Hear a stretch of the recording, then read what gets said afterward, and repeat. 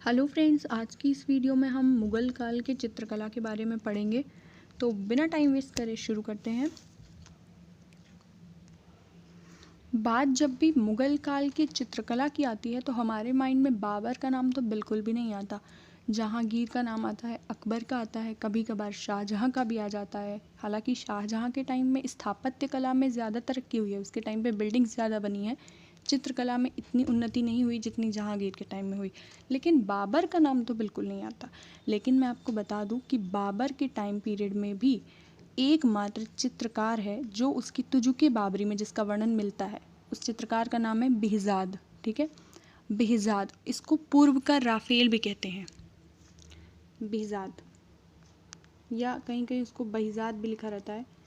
तो ये एकमात्र वो चित्रकार है जो बाबर की तुजुके बाबरी में इसका नाम मिलता है। अगर प्रश्न आए कि वो एकमात्र चित्रकार कौन है जो बाबर के समय में है, तो Behzad is the right answer, यही होगा। ठीक है, अच्छा, अब बात करें चित्रकला की शुरुआत कहाँ से होती है, तो वो हुमायूं के। अगर मुग़ल चित्रकला की शुरुआत या नींव की बात करते हैं कि चित्रकला की नींव, मुग़ल चित्रकला की नींव किसके टाइम से पड़ी, तो वो हुमायूं के टाइम से पड़ी। जहांगीर के टाइम में तरक्की हुई है, बहुत से लोग ये गलत कर देते हैं, जहांगीर मार्क कर देते हैं, लेकिन जहांगीर के टाइम में उसकी बहुत तरक्की हुई। उसको गोल्डन एरा, गोल्डन पीरियड कहते हैं। चित्रकला का जो गोल्डन पीरियड है, गोल्डन समय आया है, स्वर्ण युग आया, स्वर्ण काल आया, वो जहांगीर के टाइम पे आया है। लेकिन जो शुरुआत हुई, नींव पड़ी, वो हुमायूं के टाइम से पड़ी। ठीक है, जैसा कि आप देख रहे हैं ये हुमायूं है। ठीक, अच्छा, हुमायूं के टाइम के जो दो, अच्छा, इससे जानने से पहले एक चीज़ जान लेते हैं कि यहाँ पे जो मुग़ल काल की हम बात कर रहे हैं, तो मुग़ल काल में जो फेमस चित्र थे वो किस किस के बनते थे, जो चित्र मुख्यतः किसके बनते थे, तो वो बनते थे ये दरबार चित्रण, ठीक है, युद्ध चित्रण, और ये जो प्रकृति चित्रण है जिसमें पौधे, पुष्प, पक्षी, पशु, इन सब का चित्रण होता था। 3 तरीके के मुख्य चित्र कौन कौन से हुए? 3 तरीके के कौन कौन से चित्र हुए? प्रकृति चित्रण, युद्ध का चित्रण और दरबार चित्रण। ठीक है, अच्छा, अब देखते हैं हुमायूं के टाइम के जो प्रमुख चित्रकार हुए हैं, उनका नाम है अब्दुलसमद और मीर सैयद अली। ये अब्दुलसमद और मीर सैयद अली, मैं तो इसको अब्दुलसमद पढ़ती हूँ क्योंकि इसका प्रोनाउंसिएशन थोड़ा सा अलग है, तो अब्दुलसमद आप भी पढ़ लो, अब्दुलसमद और मीर सैयद अली। ठीक है, ये दो फेमस हुए, इन्हीं दोनों को हमें याद रखना है। और ये दोनों इसके पुत्र अकबर तक भी रहे हैं। अकबर ने तो अब्दुलसमद को सीरे कलम की उपाधि भी दी थी। ठीक है, तो हुमायूं के टाइम के दो कौन हो गए? अब्दुलसमद, मीर सैयद अली। इनके अलावा इसमें कोई प्रमुख हुआ नहीं। इसके बाद नेक्स्ट कौन सा आएगा? अकबर। ठीक है, अकबर आते। अकबर के टाइम के चित्रकारों को याद करने की एक ट्रिक है, जैसे कि आप यहाँ देख रहे हैं बसावन है, दसवंध है, मुकुंद है, महेश है। तो इनके टाइम के चित्रकारों को याद करने की एक ट्रिक है जो मैंने बनाई है। जैसे कि 2 इंसान हैं, ठीक है, 2 लड़के हैं, एक का नाम महेश है उनमें से। तो आप तो जानते हैं ना कि अकबर बहुत ही महान शासक था। तो महेश कहता है कि मुझे भी अकबर की तरह महान बनना है। तो उससे दूसरा लड़का कहता है कि बस 10 मुक्के खा लो महेश, तो तुम अकबर जैसे महान बन जाओगे। ठीक है, क्या बोलता है? बस 10 मुक्के महेश, बस 10 मुक्के, बस 10 मुक्के की बात है महेश, 10 मुक्के खाते ही तुम अकबर जैसे महान बन जाओगे। तो बस 10 मुक्के से आपको एक ट्रिक बन जाएगी। बस से हो जाएगा बसावन, 10 से दसवंत हो जाएगा, और मुक्के से मुकुंद, और महेश तो उसका नाम ही था। ठीक है, तो आशा करते हैं आपको ये ट्रिक अच्छी लगी होगी। और बाकी बसावन की बात करें तो मैंने इसको हाईलाइट किया हुआ है। बसावन कौन था? बसावन वो चित्रकार था अकबर के टाइम का जो सभी चित्रकला की सभी शैलियों में निपुण था। ठीक है, और अकबर के टाइम पीरियड में एक हमीर हमज़ा, दास्तां ए हमीर हमज़ा, एक चित्रकला का संग्रह था जो कि हुमायूं के टाइम पीरियड से बनना शुरू हुआ था और अकबर के टाइम पीरियड में जाके ख़त्म हुआ था। इसके चित्रकार मुख्यतः कौन थे? इसको बहुत लोगों ने मिलकर बनाया था, लेकिन जो मेन थे उनका नाम था अब्दुलसमद, जिनको अभी मैंने पढ़ा था कि सीरे या कलम की उपाधि जिनको अकबर ने दी थी। ठीक है, तो वही इसके प्रमुख चित्रकार थे। और ये हमीर हमज़ा दास्तां, हमीर हमज़ा, इसमें किसकी दास्तां बताई गई है पता है? इसमें जो मोहम्मद साहब हुए, मोहम्मद साहब के चाचा जी की, मोहम्मद साहब के चाचा जान की दास्तां बताई गई है। और कहते हैं ये जो हमीर हमज़ा थे वो उनके चाचा ही थे। ठीक है, तो ये हो गया। तो ये प्रमुख संकलन है जो किसके समय में शुरू हुआ? हुमायूं के टाइम पे, समाप्त हुआ बनकर अकबर के टाइम पे। ठीक है, तो आपको अकबर से इतना याद रखना है। फिर नेक्स्ट हम बात करते हैं जहांगीर की। ठीक है, जहांगीर के टाइम के भी बहुत सारे हुए हैं, आप देख रहे हो, क्योंकि जहांगीर के शासन जो है उसमें ही चित्रकला बहुत ज़्यादा। अच्छा, अकबर के टाइम में एक चीज़ रह गई, अकबर के टाइम में ही भित्ति कला शुरू हुई। लोग कहते हैं भित्ति कला की शुरुआत कब हुई, तो लोगों को लगेगा जहांगीर के टाइम में शायद अलग अलग आर्ट्स के तरीक़ों की शुरुआत हो रही थी, जैसे गुलशन कला आदि जहांगीर के टाइम में शुरू हुई है, तो लोगों को लगता है भित्ति कला भी यही होगी। ऐसा नहीं है, भित्ति कला अकबर के टाइम में ही शुरू हो गई थी, ठीक है। और जहांगीर के टाइम में गुलशन कला आदि शुरू हुई है। और हम ऐसे भी पता कर सकते हैं, गुलशन सलीम था जहांगीर का नाम ना, तो सलीम अनारकली का लव हमने पढ़ा है, तो गुलशन एक लग रहा है ना कि एकदम फ्लावर टाइप, तो गुलशन किसका हो गया, गुलशन कला जहांगीर, ठीक। अब इनके टाइम में बहुत सारे चित्रकार हैं जो भूल जाता है इंसान, तो इसकी मेरे पास एक स्टोरी है, ठीक है, आप लोग सुनो, आपको याद हो जाएगा। एकदम बेकार स्टोरी है लेकिन याद ज़रूर हो जाएगा।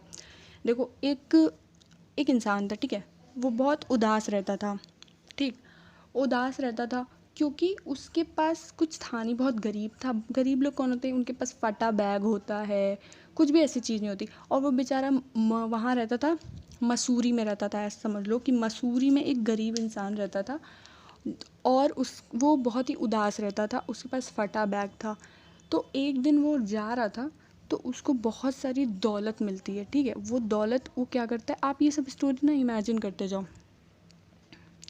आप ये सब स्टोरी इमेजिन करते जाओ कि उसको जो दौलत मिलती है वो जाता है और वो दौलत को अपने फटे बैग में भरने लगता है। और जैसे ही वो दौलत फटे बैग में भरता है तो वो बहुत ही खुश हो जाता है, एकदम उसका मन एकदम खुशी से भर जाता है, यानी कि वो मनोहर बन जाता है। मनोहर कौन होता है, जो बड़ा खुश और प्रसन्न होता है, मनोहर बन जाता है। तो इससे देखो, मेरी स्टोरी में जो कुछ आपने सुना इसके अकॉर्डिंग सारे नाम आपको मिल जाएंगे। जैसे कि वो बहुत उदास था, ठीक है, उदास था यानी कि बिसन दास था, और मसूरी में रहता था यानी कि मंसूर था। और उदास था तभी तो वो हंसता नहीं था, दुखी रहता था, तो हसन मिल जाएगा, ठीक है। और उसका फटा बैग था तो फ़रुख बैग मिल जाएगा। और उसको बहुत सारी दौलत मिली थी तो दौलत मिल जाएगा। और वो दौलत मिलने के बाद बड़ा ही खुश हो गया था, तो मनोहर। तो देखिए, आपको सारे नाम यहाँ पर मिल गए हैं।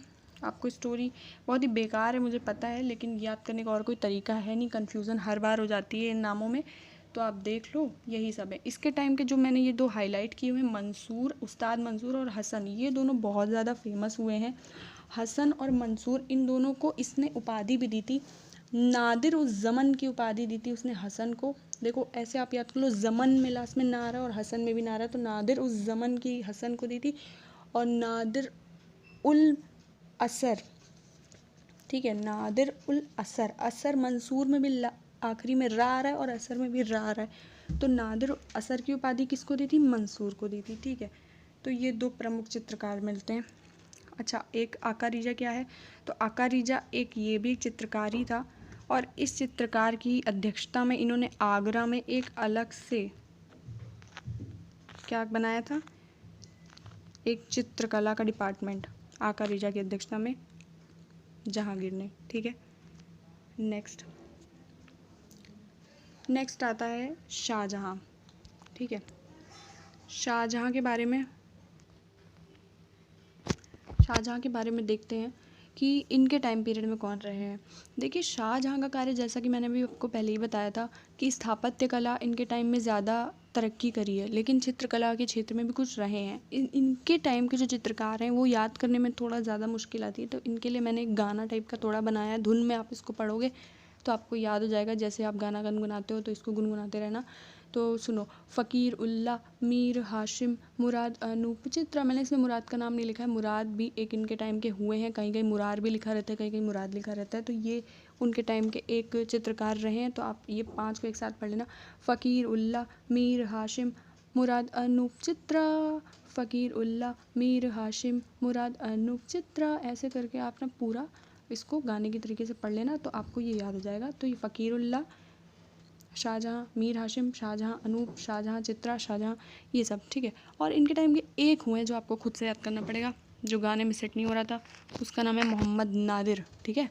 मोहम्मद नादिर। आप इसको ऐसे समझ सकते हैं कि इन्होंने चित्रकला जो था उसमें इतना ज़्यादा अपना टाइम खर्च नहीं किया। किस में इन्होंने टाइम लगाया, स्थापत्य कला में 22 साल लगा दिए ताजमहल बनवाने में, ठीक है।